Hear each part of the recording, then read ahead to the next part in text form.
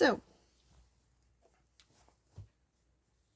today I'm looking at what you do if you've only got one fat quarter and you want to make a bag, or you just don't feel like lining a bag. You just want to make a bag that's got nice inside seams and no raggy bits. And what you do? So what you do is you get your fat quarter and you take a 4.5 strip off the long side. So this is your fat quarter sliced. That's better. 4.5 with a 4-inch strip cut from the long side. These are the two cuts of fabric. So first we're going to do the straps. So same as we do for the bags, we're going to fold them into the center. I pre-ironed this. This is a first. I've ironed my fabric. And there's our strap. So as with other straps, we're going to sew down here and we're going to sew down here. So I'm going to whip down here now quickly.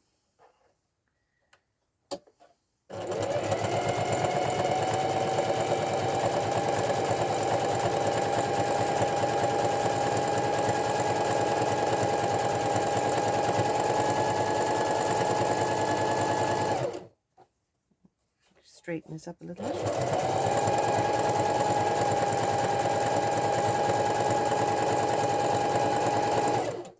And we're going to go around the other side. Just flip it around and off we go.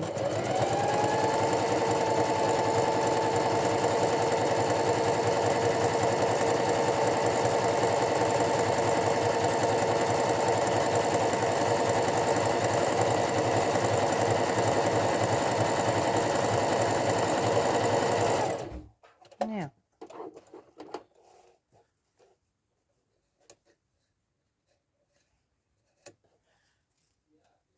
so there's our strap or straps, because now I'm going to cut it in half.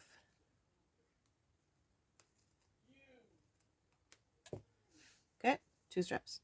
Et voila. This is the body of the bag. So how are we going to center our straps? Well, first we're going to fold it in half. Move this out of the way. Oh, heavy machine. And then we're going to fold it in quarters. You notice I'm not measuring things here. You probably noticed I'm not a big fan of rulers. They're great for cutting straight lines, but you can be driven demented trying to say, aside from the 4-inch, but that's just handy to get a 1-inch thing. Strap, handle. Oh my lord. Right, okay. So now we're going to take this and we're going to come in, I suppose, roughly about we want to be sure that our handle is going to be a handle and kind of get our hand through it. So we'll come in roughly about midway there, and I'm going to put a pin in it. If you can hear noise, that's my family in the background. And then I'm going to go over to the other side and I'm going to carefully bring the handle around, and I am going to pin it to the outside layer on that side.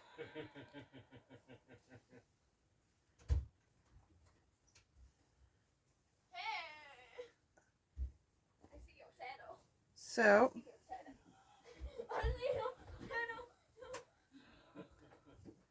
then we're going to put the other strap exactly opposite. So we make sure we don't twist our strap as we're putting it on. So we center that there, put a pin, and on the other side we line them up and we take the strap without twisting it, and we make sure we have that straight to the edge. There we go, and we put another pin here. Now our straps are opposite each other, and what we're going to do now is we're going to put a couple of stitches near the edge just to firm these up, to make sure that they are straight, they're perpendicular, and that they're not going to go off center or go diagonal. Okay, that's one.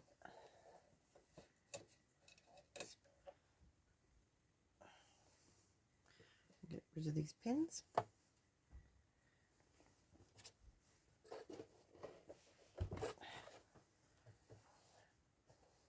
And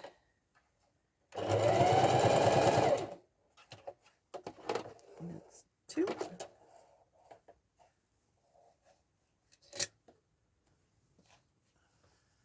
rid of the long threads.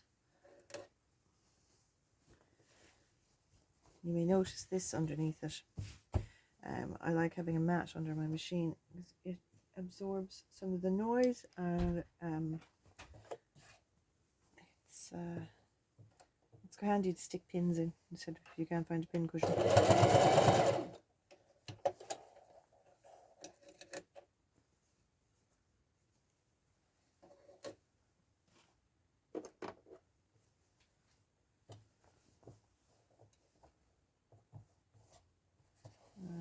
The last one, and again just making sure, because even though it's pinned it can move around a bit. Now, okay, so now how do we turn this into a bag?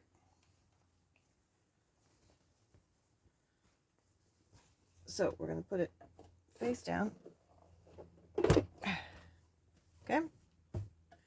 and we're going to fold just a little bit. I don't want a big hem at the top, so we're going to fold it down a little bit, and I'm just finger pressing here, and then we're going to fold it again, and the handle will face down like this into the bag. Get a pin, stick the pin in, and another pin. Make sure the handles are pointing straight. I've made these handles slightly wide, so they're trying to push out to the side the whole time. And now we're going to do a line of stitching just along the inside hem here, okay?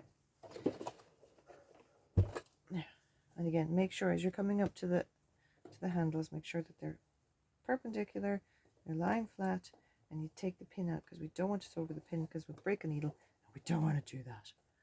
Definitely don't want to do that.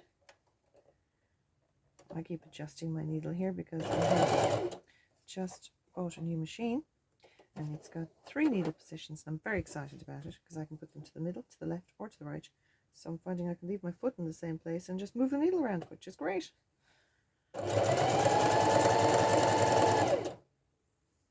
Just need to work out how to get my needle in the down position when I stop sewing.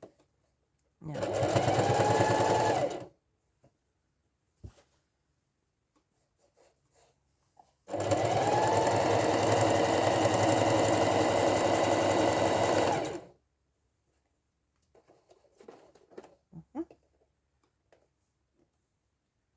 holding it in place, all very good.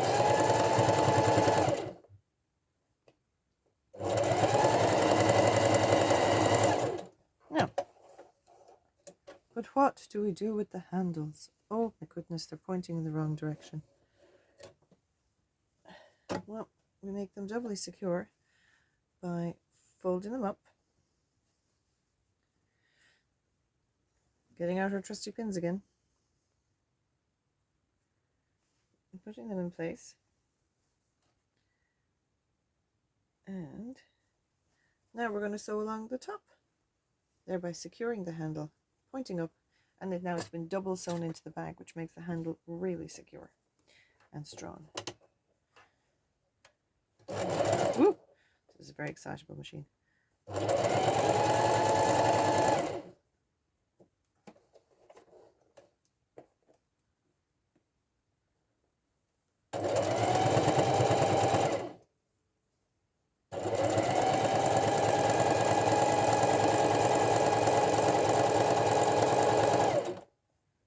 And again, make sure the handle's in the right place.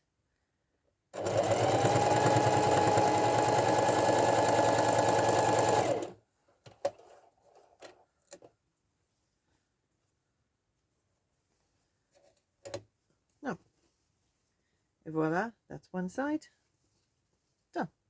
And we just do the same on the other side now. So 2 quick seams, and then we are going to sew up the sides, and we're going to do it so that you don't have any raw edges on the inside, and we're going to do it using what is called a French seam.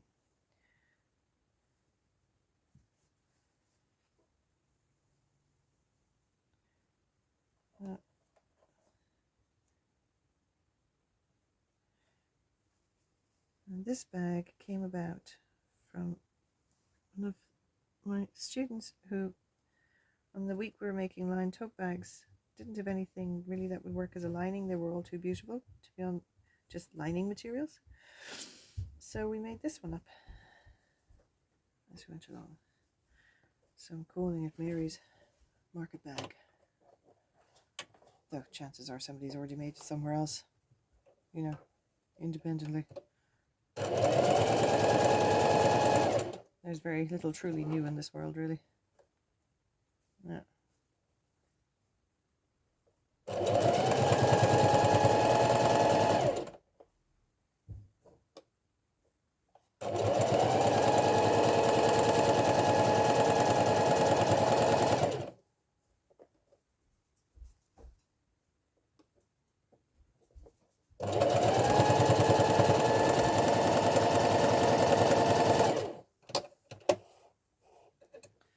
Now, and again, we're just going to do run along the top.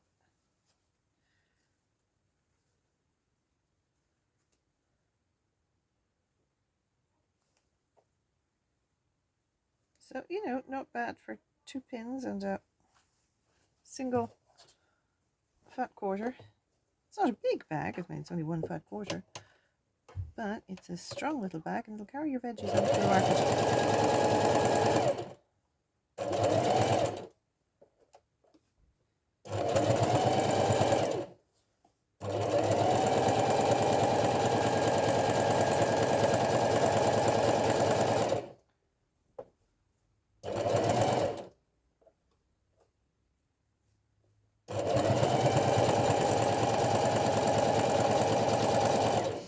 Even if you're not going to sew over your pin, it's good practice to take it out before you sew that bit, because pins can cause, you know, the material to buckle, and you don't want to be sewing a buckle like that, to have buckled fabric. Now, I'm now going to put it wrong sides together, and I'm going to match up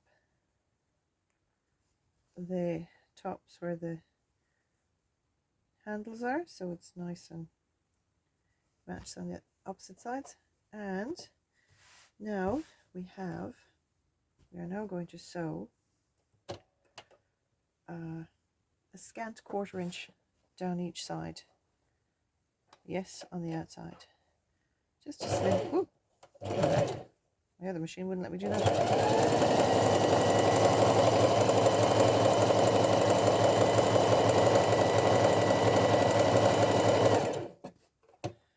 And the same on the other side.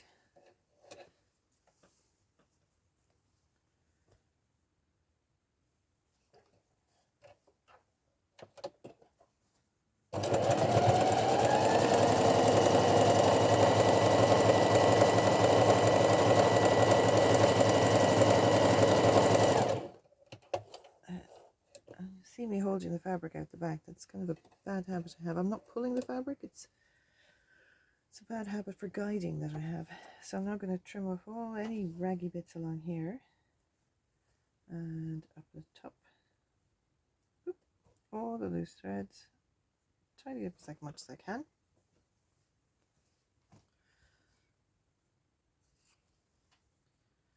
And loose raggy bits. Then we are going to turn it inside out.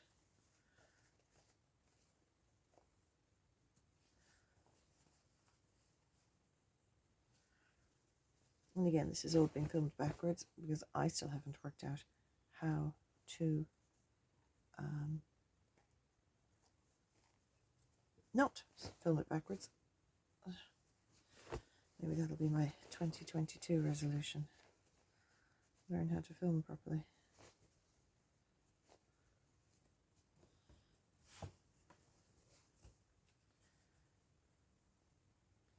Now we're going to put a pin here to keep it secure at the top, and another pin here to keep this secure at the top. And then we're going to finger press this seam so the stitching is right at the edge, because we don't want to lose any bag volume to, you know, clumsy seams.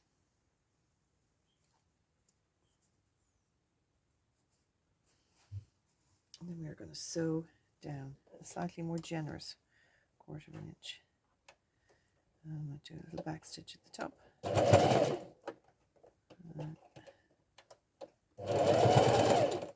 There we go.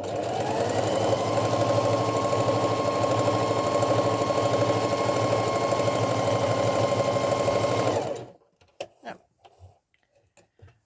because the handles are sewn in doubly, there's 2 seams at the side and there's no seam at all on the bottom. This bag, whatever size you make it, is very strong and sturdy and will last you a very long time. As long as the fabric doesn't give way, you know, it'll last you as long as the fabric does. Now,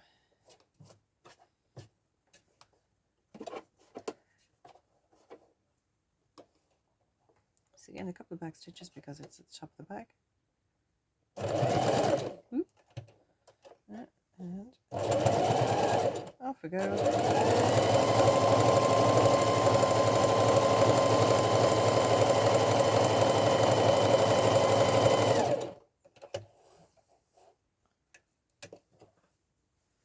And voila.